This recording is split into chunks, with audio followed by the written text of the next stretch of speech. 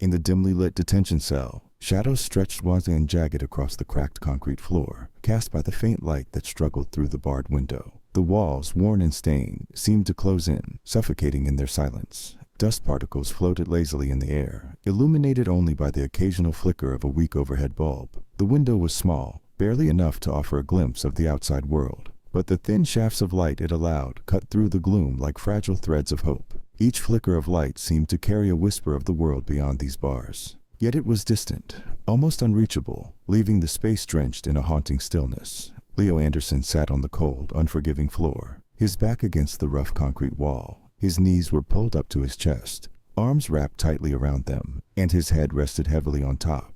As if the weight of his thoughts was too much to bear, the chill from the floor seeped through his thin clothing, but he barely noticed it. His mind was far from the damp, desolate cell. It swirled with memories of a time when his life had felt free, full of possibility. The shadows from the barred window draped over him, like the grip of everything holding him back. He inhaled deeply, the air heavy with dampness and regret, and exhaled slowly, trying to find clarity in the mess of thoughts flooding his mind. Leo Anderson lifted his head slowly, his eyes drifting toward the small barred window. The faint light that filtered through cast thin lines across his face, accentuating the deep shadows under his eyes. He gazed through the bars, his expression a mix of longing and despair. Outside, he could just make out the sliver of the sky, vast, open and unreachable. His chest tightened with the ache of being so close to freedom, yet confined by cold iron and concrete. Every breath felt heavier as he watched the world beyond, a place he once belonged to, but now seemed impossibly distant. His eyes, tired but still burning with a faint flicker of hope,